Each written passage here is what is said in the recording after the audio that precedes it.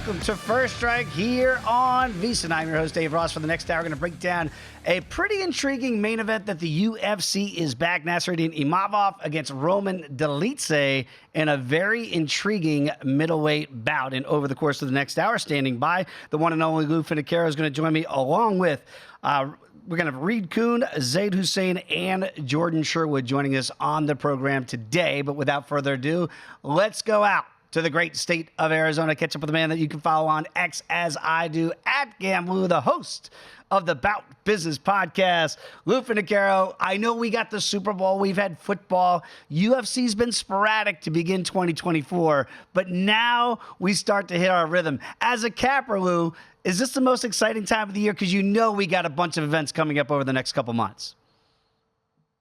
First of all, Dave, thanks so much for having me on. And yes, it's great to be back. And yes, it is an exciting time of the year. Not only do we get a string of events in the UFC that'll take us into mid-April, but as well, we're not impeded by the monster in the room, the elephant that is the NFL. And so I believe we'll start to see a little more volatility and some movement in these fight lines, maybe not necessarily this week, but as we approach the great month of February and into March. You know, when I look at this main event this week, and it does feel like in the middleweight division, these are two guys that have maybe visions of grandeur here. And so now they get a main event, potentially 5 rounds for this main event with Dolidze against Imavov. And we're seeing, right, Dolidze is plus $1.40 as a dog. It feels like they're kind of looking into a mirror, 6'2", 6'3". You see 76, 75 inches here, so very, very close, and obviously at the 185-pound limit. Is Dolidze too big a dog for you or not big enough in this instance? Nothing trips my trigger more than getting a Russian now fighting in Paris, France, to face off against a Georgian Russian from the Ukraine that's a baker. I mean, yeah, physically these guys are similar. Fight style, maybe not as similar. While Imavov does have some grappling, he's primarily a boxer that wants room, space, and distance as I handicap him. Meanwhile, the Dolidze side, he's a little bit more willing to grapple. He has tremendous pedigree, and he's a world-class grappler, maybe not as equipped on the feet as is Imavov. Dolidze coming off a loss to Vettori, which there's no shame in that. The issue for Dolidze, in my opinion, is that this is his first main event, first 5-round experience at 35. The 27-year-old Imavov was painted like a fence by Strickland in his 5-round event. So does Imavov, who has been traditionally a little shy on gas, have the advantage that he's been in 5 rounds already? And how does that affect Dolidze in a 5-round fight? I'm fascinated by this fight, and I would tell you that I have a strong feel that this fight does go for a while. Ooh. I do like the over, but I gotta tell you, I'm totally intrigued and perplexed by the side and can't shed anything of value, I think, at this point in the week on that side. I see it as a really close, fascinating fight. You know, that's interesting, too, what you said about the total. You see right now it is juiced to the over here. Again, potential 5-round for the main event at minus $1.60. What intrigues me, Lou, is you've got this thread. You can kind of thread the needle here. The over is minus $1.62.5. The fight just to go the distance without picking a winner, solid plus money. Plus $1.85. Now, that's still 2.5 extra rounds if you don't think we're going to get a finish. You mentioned Imavov here that sometimes maybe the gas tank, even though he's the younger fighter. Do you think it's got the propensity to hit the cards? Do you think we could get a late stoppage and kind of the numbers would lead you to that over 2.5 rounds?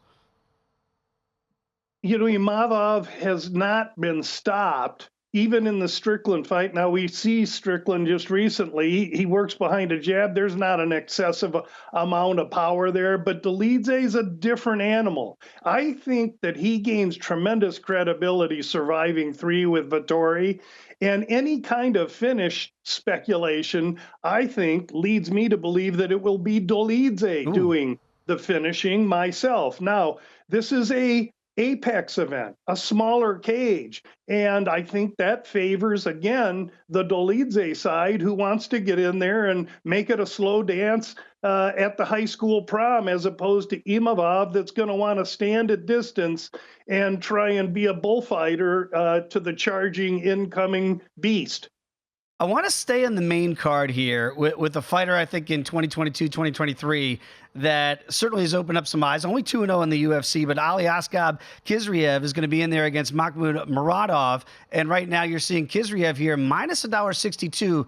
He wins a fight. He calls out Michael Bisping, who's calling the fight. Cage side feels like a bit of a wild man in there. And Khizriev right now up to $1.70 here in also the middleweight division. What do you make of his prospects? And, you know, sometimes you get these smaller cards, right, at UFC Apex, as you mentioned.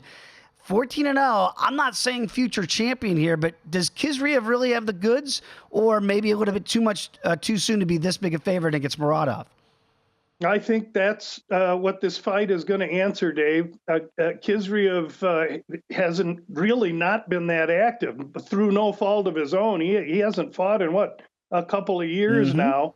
And he's jumping in there against Muradov, who's had better than a handful of UFC fights. And to me, the key to this, Khizriev makes no qualms about what he wants to do. He's going to take your back and take your neck.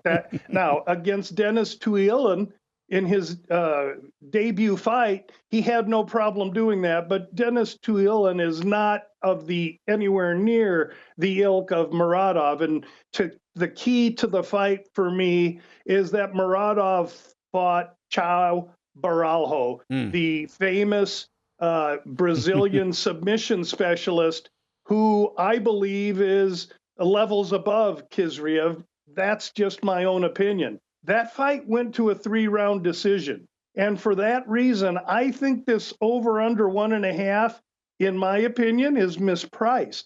I think this is a 2.5-round fight. I don't think Muradov is getting his due, and I don't think that Khizriev can dispatch of him inside 1.5. Now, I know that's strong juice minus 200 to the over, but there's ways to turn that minus 200 by using another fight we may talk about later in this segment into a profitable parlay position. I think that Muradov is too durable to have Khizriev run right through him. You know, like in the main event where it's 2.5 and you get solid plus money if it hits the cards and goes all 5. You can turn that minus $2 here into plus $1.35 without picking a winner if you think this does go all 15 minutes. With that handicap and the respect that you have for Muradov here, do you think there's the propensity here that Khizriev can't get him out and this thing does hit the cards and that plus money might be in play? Absolutely. He went 3 full with Baralho. I mean, that's a major thing. This Baralho, I believe, is a guy that we can fast track to the top 3 or 4 in the division. Khizriev's got a little more to prove to me. Let's stay on the main card here in a very intriguing fight in the co-main event, and that's Drew Dober coming in now as a dog against Renato Moicano here. And we understand Moicano feels like he's got more ways potentially to win the fight. But Dober is all action all the time. Moicano is too. This has got fight of the night written all over it as co-main event here. Two guys starting to get up there in age a little bit, 34, 35. Do they want to go all 15? Do you think we're going to get Rock'em Sock'em robots and somebody's going out? Well, I think on the Moicano side, it isn't Rock'em Sock'em robots because he can be a little bit fragile in the face, if you know what I mean. Yeah. And at 55, he's fared way better than when he was cutting all the weight to 45. That said, he wants to get out there and submit his foes. Dober, on first glance, is a guy that when he loses has been submitted. But let's peel the onion back a little bit here. Who's submitted him? Dariush, Makhachev, Mercier, excuse me. Yeah. There's no shame in being subbed by those world-class fighters. So to me, I lean Dober here. I don't think Moicano is going to, if he does, he better do it in the first round while they're dry, because if this fight hits the second round, I see Dober piecing this guy up. I like Dober in this spot. To your point, Moicano, 8-1 KO TKO DQ, sub 2-1 here. Total for 1.5 for a potential 3-round fight is just to the under at minus $1.25. Is that respect also for the Drew Dober power? And you see the KO, TKO, or DQ prop, which is almost the same as getting him at the plus money, plus $1.70. So there's not a lot of belief in win by decision for Dober rather, is plus 650. So, Lou, the numbers are indicating, at least the odds makers out here in Vegas and beyond, do not believe Dober can win a decision. He's got to win via KO. I think that's how it sets up, for the guys that like to play both sides of a fight, which is not me. You take Moicano sub and Dober inside the distance, both at plus money, and hope for the best. But when I do that, I can almost guarantee everyone watching and listening that it would go to decision. So that's why I don't get cute like that. Let me get one other fight in there very quickly here. Luliana Carolina against Juliana Stolyarenko. And Stolyarenko here, this is on the prelims here. We see that Stolyarenko, small favorite in this one. Do you have a lean towards Juliana, or do you think Carolina's live here as a small dog? Yeah, I think Carolina's in trouble here. I like how mean Stolyarenko is. I'm willing to release her right now, minus 125 or 130. Check out the sneak teep as well. And also, do not forget, give a listen to the Bout Business Podcast. Lou, appreciate it as always, my friend. Cash some tickets. We'll see you next week.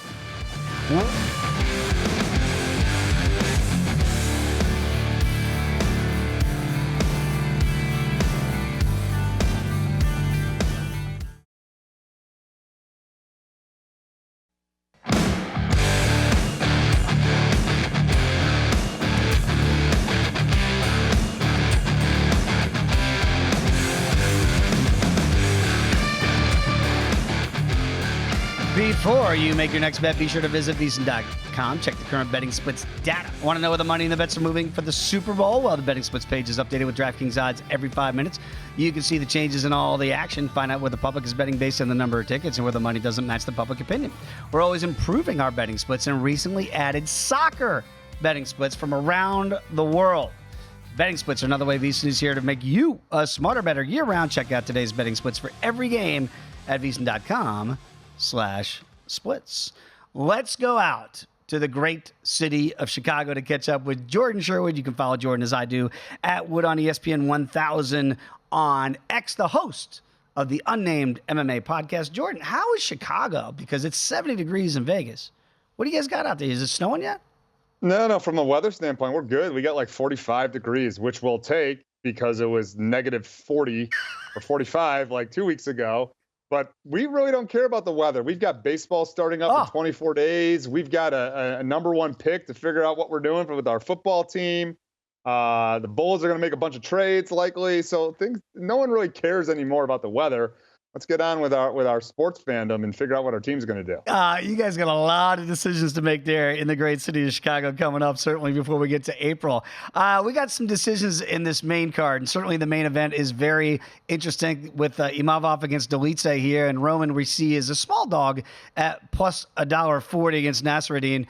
It does feel like this is one of those fights, Jordan, that you go, all right, in the middleweight division, if you want to make a name for yourself, here you go. It's Apex. It's your show. It's potentially 5 rounds. Which person is going to get their arm raised and make that step possibly towards a title shot in the middleweight division? Yeah, well, I think it's also important for both guys because they're technically coming off of losses. I mean, obviously, Imavov's last fight was a no contest because of the accidental clash of heads with Chris Curtis. But, yeah, they need to bounce back. Dolidze with his loss to Marvin Vettori. And I think the age-old question is going to be answered, who's going to establish what they want to do in this fight? Is Imavov going to be utilizing his kickboxing acumen, his distance, his timing, what he's learning and training every single day with Cyril Gane, and establishing that and not fall victim to what we've seen happen to him, which is some cardio issues. And that'll be very curious, Dave, because, this is a 5-round fight. It's not a 3-round fight. And we saw him kind of fall off the wagon, if you will, on the 5 rounds against Sean Strickland. And with Dolidze, does he come out and get that forward pressure going? Because he is an in-your-face fighter, could do takedowns, dirty things up with some dirty boxing. And look, even though he was kind of humbled a little bit his last time out against Marvin Vettori, I'm kind of siding on that. I'm believing in that Roman Dolidze is not going to be threatened by the kickboxing and the peppering away that we're going to probably see from Imavov. And I think over time, Dolidze's cardio is going to be a factor, and we're going to see it take shape in middle of round 2 and the round 3, and then obviously if we go there, the championship round. Yeah, it's so funny because you and I were texting before the DDP and Sean Strickland fight, and you're like, why do you like Sean Strickland? And my one-word answer was cardio, and it didn't bear out, obviously, in that very close 5-round fight. But cardio, I'm with you. I'm normally on the side of the cardio guys in fights that we think are going to go longer into the night. This total is set at 2.5, juice to the over, minus $1.60. Look at the price just to hit the cards. Do you think Dolidze gets a late finish? Or does he ride it out on the cards? You get plus 525 Dolidze via decision without picking a winner. You get plus $1.85. Is this fight hitting the cards?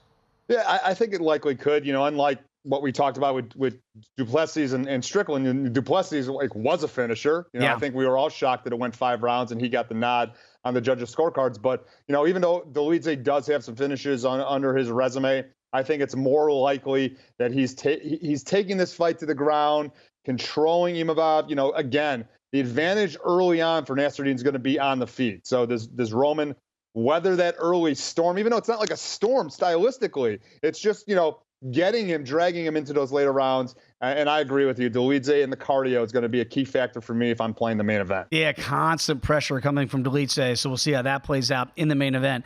In the co-main event, I don't think we're expecting necessarily this one to hit the cards whenever you get a Drew Dober fight. Renato Moicano right now, Moicano minus $1.80. Come back and Dober is plus $1.50. Again, we understand Moicano loved this fight to hit the ground. Dober like to keep it standing. Is it that simple a handicap that whichever guy can do just that is probably going to be victorious? Well, I think obviously, on paper, Moicano is going to want to take this fight to the ground. He doesn't want to mess around with that power and that finishing ability that Drew Dober has. And look, we've seen Moicano. He got knocked out by the Korean Zombie. He got knocked out, a few times in his career against Fiziev. And in those knockouts, it was so fast the knockout, but so slow, developing. It was slow down to speed up. If you watch those knockouts again, it's like Moicano's chin is just way up in the air asking to be touched. And you obviously can't do that against a guy like Drew Dober. Moicano, obviously, you just said, he's got the advantage on the ground. He gets it to the ground. He's going to hunt for submissions or a TKO. Dober's been in there with better submission artists and done fairly well. But I think both guys' finishing abilities, that's the side I want to be on initially. I'd lean Moicano. I think he's looked good at 155. I do worry about his other career. He's become a YouTuber. He's become a great follow on social media, and I love a good follow on social media. But is he seeing light at the end of the tunnel that maybe there's something else after his career is done? So you worry about that, and you can't mess around with a guy against Drew Dober. So what I'm getting at, Dave, both guys' finishing ability. I'm going to play the under in this fight for sure. I'm comfortable even at that 1.5 number. And if I have to pick a side, I'm picking Moicano. I think he's just more well-rounded, more ways to win, because I could see him getting a knockout of Drew Dober as well. One of my favorite nicknames is on this card. The King of Kung Fu is back in there, and Muslim Salikov against the Rude Boy, Randy Brown. Finally, a matchup of fantastic nicknames here. The Rude Boy is a solid favorite against Salikov, who's plus 205. How, if the Rude Boy gets it done, does he get it done? Yeah, utilizing his youth, utilizing his reach, and slowing Salikov down. Even though I don't think Salikov's like a fast starter or a fast fighter, he's had issues with cardio. He's had issues with guys with length and could stay out of his arsenal of strikes. I think Randy Brown's going to pepper away at Salikov and probably get a late finish. I'm hunting for some value, and Rude Boy doesn't have a lot of submissions under his resume, and Salikov's only been submitted twice in his mixed martial arts career. But I could see kind of a late submission prop coming into play, plus 450. I've seen it in some books, but I think Randy Brown's got to be a parlay stuffer for sure. I don't think he succumbs to a flying wheel kick or some of the craziness that the King of Kung Fu is going to throw out there. Look at that. Those prices right now on the Rude Boy to get it done by KO is plus 525, sub plus 375, and win by decision plus $1.25. So not saying you want, certainly pick your poison here, but plus, you don't normally see plus money on a guy as big a favorite as Randy Brown is just to win the fight. So you've got multiple ways to potentially play that. Would you play him just win by finish at plus 210 and take the guesswork out of it? Well, yeah, probably. I mean, again, like I said, he's not known as a submission artist. I was hunting for a little bit more value. But I think also that, like, Rude Boy's not known as, like, a knockout artist. So he's going to have to, like, pepper away and take away that reach advantage to get the finish. Like, he's going to have to get into a phone booth, maybe get in the clinch, where Salikov could maybe be a little bit more dangerous and not have to worry about, closing the distance and worrying about that reach. So I'm fine if you think Randy Brown's going to win. But I wouldn't be surprised if he wins by points as well. So Randy Brown, like I said, parlay stuffer. If you want to get some value, I think it'd be fun to play the submission, but I wouldn't hate the decision as well. I want to ask you about Charlie Radke, who's a dog against Gilbert Urbina here, and we're seeing Radke now about plus $1.70. I think you think we got a live dog scenario here. Is that correct? Yeah, I do. I think Radke showcased, like, he's got some solid wrestling, and albeit it was against a guy that's not really known for his wrestling prowess. But Urbina impressed, I think, in his last time out, but he's slowed down a little bit. And I think if Radke can be smart, like he was against Blood Diamond, don't mess around on the feet, maybe work for some takedowns, he can go grapple for grapple with Urbina. And look, Gilbert Urbina showcased some really solid wrestling in his UFC debut, albeit outside of the Ultimate Fighter stuff that he did. So I think Radke is certainly live. I'm not worried about him on the feet. I think he's smart. He takes it around, dirties this fight up, and he would be a guy. Probably want to dive a little bit deeper into him, but I think here we're talking on Tuesday. He's worth a look. About 45 seconds to go. I want to ask you about Ljubljana Carolina against Julia Stoliarenko. And Stoliarenko, a small favorite against Ljubljana here. What do you make of Juliana in this favorites role? Yeah, I think she's got one way to win, and that's to get the fight to the ground and snatch an arm. And I think she's got, she's got 15 minutes to do it. I think she can. She's got some power. I don't think, Carolina's going to threaten her too much on the feet. And I think if she gets this fight to the ground, I don't think Elena's getting up. So I'll put confidence in that. Flight money line play on Dolidze. Maybe win by submission if you could find the armbar specific. Get some more play there. Absolutely love it. Jordan, appreciate it as always, my friend. Again, check out the podcast, the Unnamed MMA Pod. When we come back and stay in the great city of Chicago, Zayd Hussein joins us next here on First Strike.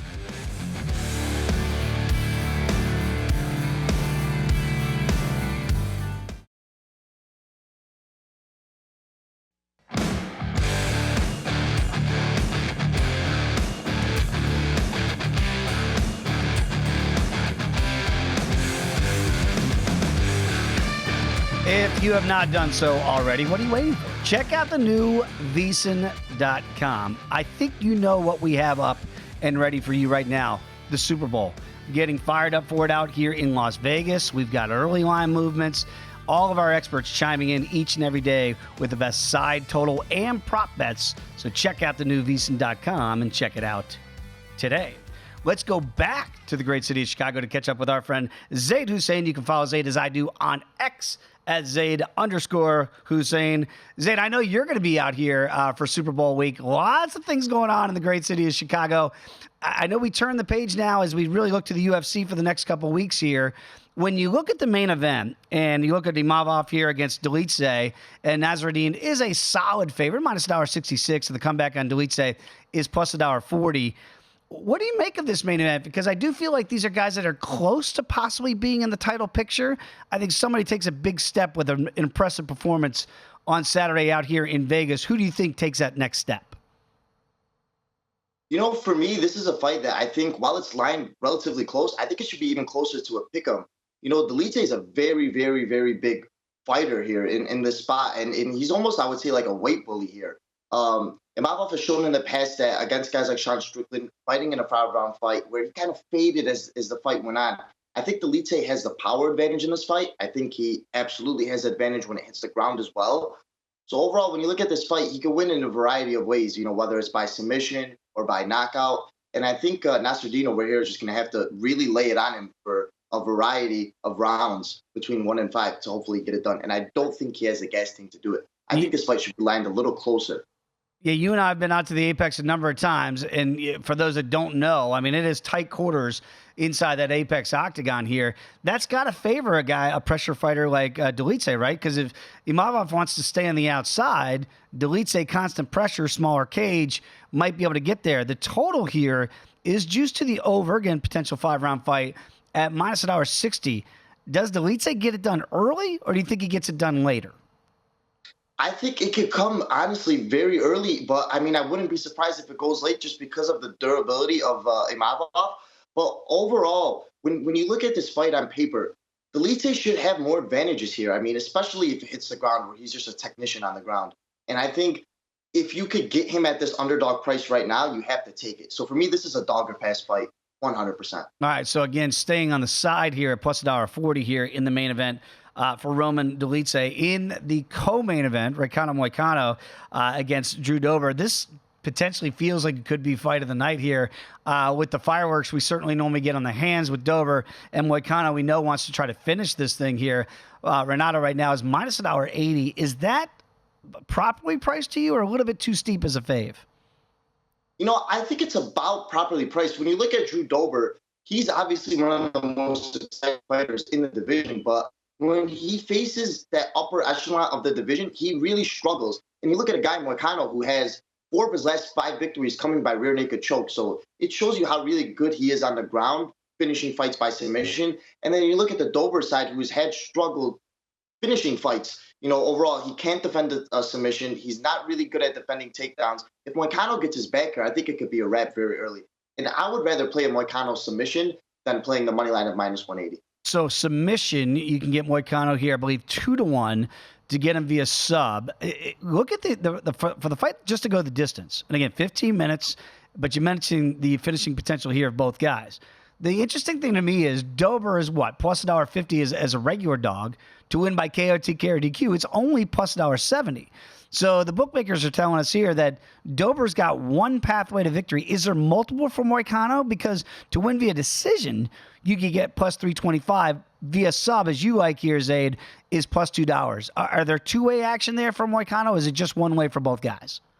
You know, I think you hit it on the head with Dober being, you know, one-way action. But when you look at the Moicano side, he's also a really good counter striker. So he could catch him on the way in. But I just think when you look at what he's done in the past, winning fight after fight by rear naked choke, it's a smaller cage, as you mentioned here in the Apex. I think he looks to pressure him, take him down, get his back, and finish it by sub. So I'm playing the sub at almost 2-1 here. And Zayd, just curious, because I know obviously it's a big difference here. 8-1 KRT, KRDQ from Moicano. Sub is 2-1. To win by finish, because I know sometimes I've been on the wrong side of I think it's going to be a sub. It turns out to be a ground and pound TKO, KO scenario. Do you look to the win by finish prop, or do you go the specific method of victory?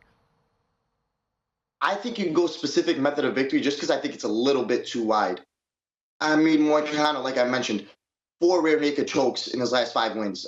This is a guy that's just, when he gets you on the ground, he's going to finish you. And Dober has shown really poor submission defense in the past. So I think when you look at this fight on paper, for me, it screams Moicano sub. Yeah, there it is. So win by finish is plus $1.40, but the better price tag for Zayd there at plus $2 for Moicano to get it done via sub. I mentioned earlier in the program here, love the nicknames, obviously, when you get the Rude Boy against the King of Kung Fu in Salikov against Randy Brown. And we understand why Randy is such a big favorite against Salikov here. Is there any dog action for the King of Kung Fu, or do you think it's one-way traffic with the Rude Boy?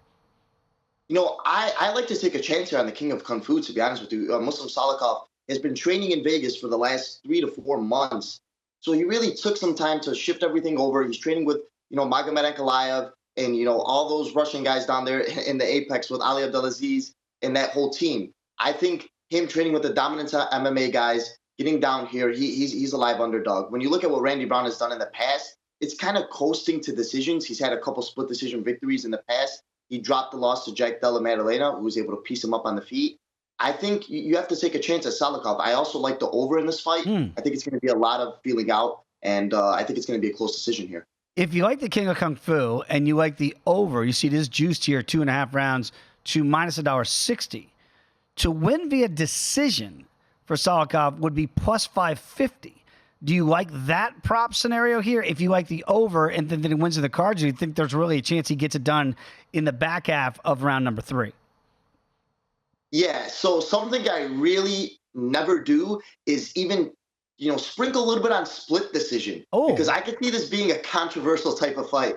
So if you could get a split decision and you could just throw a couple dollars on there and then by decision as well, plus 550, I think it's really worth a look for Salikov. I think this is definitely a fight that goes a distance, and I think it's going to be a really closely contested fight here. That's all you want, right? You just want to see the judge. You want to see whoever's refereeing holding on to both arms, and you don't hear right away unanimous, then you know you get your split decision victory, Zayd. I'm picking up what you're putting down there.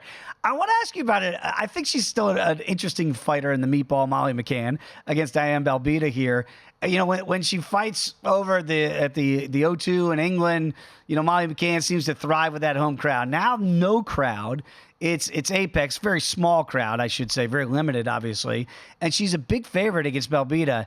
Is she too big a favorite? Because it feels like, not saying that the meatball doesn't have skill, but the nickname kind of implies what she is out there. She's minus 278 against Diana. Is that too big a fave for you? I think it's priced about right. When you look at Meatball Molly in the past, she struggles against grapplers, people that are able to take her down and, get her back, finish her by submission. This is not that type of fight. Diana Belbita is a fight where she's going to stand with you. She's not going to have the ability to really take Meatball Molly down. This fight is kind of a makeup fight for Meatball Molly, I would say. A fight that gets her back into the winning category, gets her back into the mainstream media, and gets her back into the picture of, hey, I'm Molly Meatball, and I'm still a fighter. And it's a knockout fight written all over it for me. Yeah, so I like Meatball Molly by finish. Our esteemed producer, Britton Hez, always says, think about why some fights are made, certainly. This feels like it could be in that category to get Molly McCann back out there in the spotlight. So look at the KO prop. Zayd, I like what you're saying there. I want to stay with the ladies here very quickly. Viviane Araújo against Natalia Silva. Silva feels like she is ascending right now. Certainly, Araújo should be stiff competition, but the odds makers don't see it that way. Silva, huge favorite at minus 340 against Araújo. Is this just, I know we're both looking at 125 here, but it feels like a bigger and more powerful 125 in Silva against Araújo. Is this all one-way traffic for you? For me, honestly, I can't justify laying this type of price tag on Silva here at this stage in her career. I think Araújo is a very tough competitor, and this is a fight that could be closely contested. So if you told me to lay, over 3-1 on Silva, it's a hard pass for me here. I think you have to go dog or pass. And for me, I'm just staying away from this fight completely. I want to ask you about Aliaskhab Khizriev. And Khizriev, he's been out, but when he's been in, only 2-0 in his young UFC career.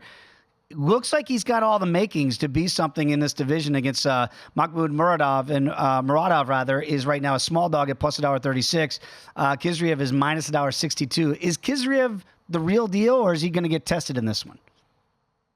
I think he is the real deal, but let's not act like Muradov is a type of fighter that could give him major, major problems. He was closer to plus 170, plus 175 earlier in the week. Now I'm even seeing it come down to almost plus 115 right now on Mahmoud. So a ton of sharp money has piled in on the dog here. But overall, I think both fighters are legit, and Mahmoud here could give him a lot of problems. Zayd, great stuff as always. Can't wait to see you out here for Super Bowl week in Las Vegas. Cash tickets. We'll catch up again soon. Thanks, brother. There he is, everybody. Zayd Hussein. When we come back, we're going to the nation's capital to catch up with Reed Kuhn. That's next here on First Strike.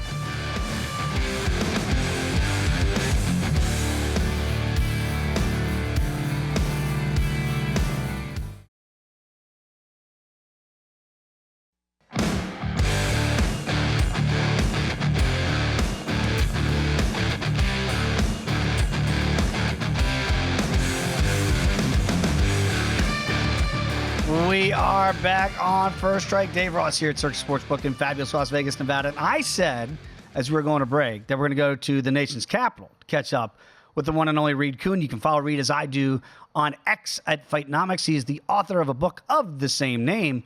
Reed is not in the nation's capital. America, can you see from the look behind Reed? I see beads. And Reed, that says to me, New Orleans. Are you down in the Big Easy? Big Easy, man. It's a little early for Mardi Gras to be fully kicked off, but even on the way in, they're starting to set up the parade routes. It's probably going to kick off, get more going this weekend, but here during the week for work, just getting around town. Now, I have never been one of the few American cities that I've always wanted a bucket list. I've never been to New Orleans. You are a cuisine guy, as we know. If you follow Reed as I do on X, for every big fight card, you always have a nice dinner menu there. I know New Orleans, like, what type are you going jambalaya? What are you doing for the food down there in the cuisine? Yeah, so far, I mean, you got to hit the beignets at Café du Monde, of course. The drinking scene is pretty healthy, as I saw on just a Monday night. Pretty good party scene. But yeah, we've tried some Creole gumbo, a few local dishes today for lunch, and we got a lot in store for the week. So I'll let you know next week. You are a much more cultured man than I am. Have a hurricane. I heard those are fantastic as well. Let's get to the main event here, Reed, this Saturday out here in Las Vegas at Apex. And again, when you look at Imavov here against Roman Dolidze, Nassourdine is a small favorite, about $1.66, so a solid favorite, I should say. It feels like most of the experts we're talking to feel like Dolidze is live at plus $1.40. Is it the smaller Apex for a guy that wants to pressure Imavov? Do you like the dog side here? What are the data points telling you? Well, first of all, there is a big age differential, and Dolidze is a live dog in the sense that he is a very hard hitter. So he has scored more knockdowns than Imavov. Both guys use a fairly reserved pace, but Dolidze is definitely the slower striker. So that tells me early on we might see a lot of staring at each other. So don't expect a whole lot of fireworks in the first round, even though these are middleweights. But I think it's going to be Imavov with a little bit more volume. He's definitely more accurate, and I think that's going to play to his favor, especially with the speed, being the younger guy. So I think he might just be scoring more often. And Dolidze historically does take damage. I mean, he gets hit on average more than he dishes out. And I think that will be the story here. Imavov just scoring a little bit more often. He's also more likely to go to the ground. Now, neither guy is super eager about wrestling. They both have good takedown defense. Again, I think that means that first round is going to be a lot of testing each other out, but hopefully it's the pace, more frequent scoring for the favorite. That's why I'm leaning that side. It's not a huge play for me. I think I got bigger bets elsewhere on the card. Reed, very quickly, you mentioned stylistically what the numbers are showing you there. The total is sitting at 2.5 for this potential 5-round fight. I wonder if Roman, after the bitter taste of his mouth against the Marvin Vettori fight, where I think he felt like he won that fight, didn't get the decision to go, if he pressures even more. You mentioned the first round might be a staring contest. Does that lead you towards an overplay? And does the data point say we could get a late finish, or more than likely it hits the cards? I think I do see it. I mean, both guys do have submissions as well. So it's I just don't see it spending a ton of time there. And if it is, I think it's Imavov. But in terms of a knockout, all the threat is on the Dolidze side. And you're right, that Vettori fight, I think I might have actually taken a stab at Dolidze as a dog there. I can't imagine he would have been favored against Vettori. So it's not like I'm undervaluing Dolidze. I've backed him in the past in victory and defeat. But again, it's just a slight edge to Imavov. Enough maybe to lay the juice, but I'm going to wait to see where that price lands. Yeah, I was certainly on Roman's side in that fight against Vettori. Solid underdog on that night, and did not go our way, but that's how it goes sometimes when fights do hit the cards. On the co-main event, I don't think many people think it's going to hit the cards. Renato Moicano against Drew Dober. We know what style of fight Drew Dober wants to have. I mean, look, he's plus $1.50, but plus $1.70 to win by KO, TK, or DQ. So it's already implied that he's got one way to win this fight. Did the numbers back that up? Is this a live dog, or do you think Renato is the right side here according to the numbers? This is another close one. Yes, live dog because of that power. 9 knockdowns scored for Drew Dober. You said it. That's the type of fight he wants. He wants to go in there swinging for the fences. The problem is that he's not particularly accurate and he gets hit a lot. So Moicano is the longer guy. I think, again, he's the one scoring the points. I do worry he has been dropped 3 times. So you could say he has the worst chin of the two, and Dober also has more power. So if you are going to go that dog route, you probably want to take the prop with a knockout and get a lot more return on it. Lower probability, of course. But again, I'm leaning towards this guy who's going to be a little bit more active and scoring points with his accuracy and better defense. And I think that wins in a 3. Okay, we might have just lost Reed Kuhn down in the Big Easy. So I know Britton and Rob will attempt to get him back on the line here. Hey, sometimes those hurricanes can actually hit and interfere with our system there. But very interesting point there, what he's saying about Moicano, that the numbers still bear out that the favorite at minus $1.80 should be the favorite there. So the Dober side, we've mentioned this again, and Reed just nailed it again, that if you like the Dober side with the power, play the plus $1.70 KO, TKO, or DQ prop instead of the plus $1.50, because there does not seem to be another pathway of victory for Dober. I believe we have Reed back in New Orleans. I mentioned those hurricanes sometimes can knock out power. I think they just did there. But again, the numbers do bear out that the Moicano side, you think maybe potentially over that 1.5 rounds here, minus $1.05, does he get it done later or earlier? I think if it's Moicano, I think he gets it done later. I think Dober, it's either in the first round and a half or not at all. Let's get to the rude boy, Randy Brown, against Muslim Salikov here, the king of Kung Fu. Because when you look at Randy Brown, he is a big favorite in this one. And what intrigues me, Reed, is he's minus 250 to win the fight. But on the prop side, to win either by decision, KO, TKO, or by sub, all plus money. So do the numbers bear that you just lay the big chalk here with Randy, or do you think there's a clear pathway to victory for him?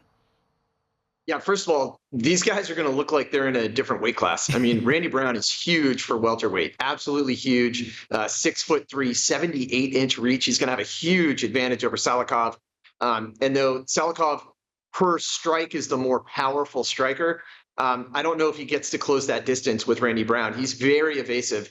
80% head strike defense for Randy Brown is abnormally good, and I think it's because he has that range advantage. So there are fighters that have a long reach, and they use it very well. John Jones is one of those people. Randy Brown is also one of those people. He's kind of like a miniature version of John Jones in terms of his frame.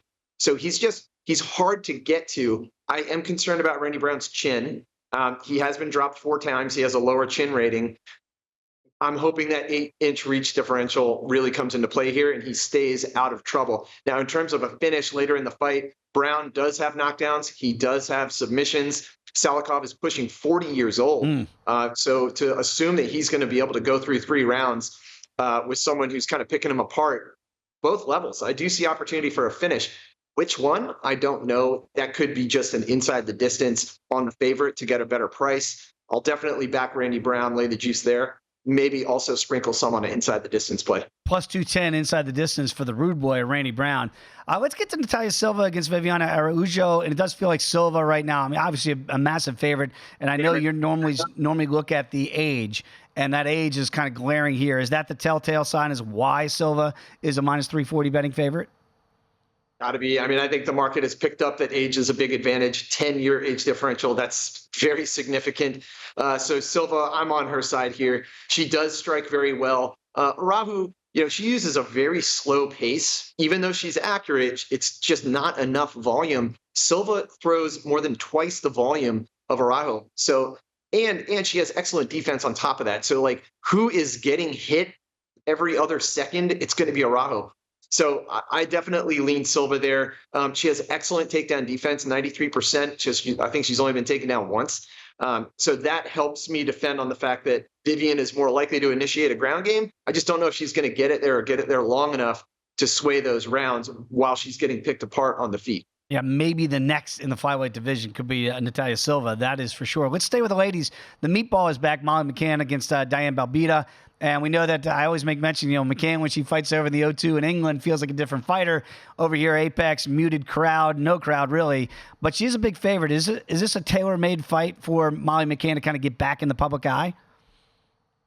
Yeah, her first of all, this is going to be a barn burner. Like, when you add up strikes per minute thrown, these two combined for 40 strike attempts per minute. So less than every 2 seconds, someone's throwing something. The problem, one of the glaring things on here that sticks out is Belbita. Her defense is pretty poor. She's getting hit a lot. Even though she has a long range, a longer range than McCann, she's still getting hit a lot. And so that's a concern for Belbita. And McCann is very accurate. So even if they want to get into a firefight, McCann loves that. And she's very crisp with her hands and her accuracy. So I think she's going to be landing more often. And she has at least 2 knockdowns scored, greater than 1 for the other side.